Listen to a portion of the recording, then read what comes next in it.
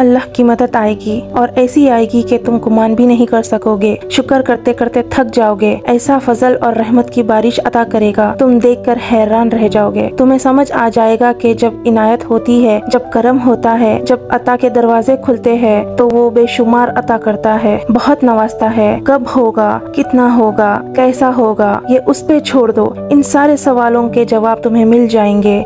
जब मौजज़े होंगे, हर चीज का एक वक्त मुकर्रर है। सूरज अपने टाइम पर निकलता है, फूल अपने टाइम पर खिलता है। उसकी मर्जी के बगैर एक दरख्त का पत्ता भी नहीं हिलता। उसके हुक्म से नामुमकिन मुमकिन में बदल जाता है। उसके कुन से सारे फैसले बदल जाते हैं। जिस चीज के इंतजार में तुम हो, तुम्हें जरूर मिलेगा सही वक्त आने पर।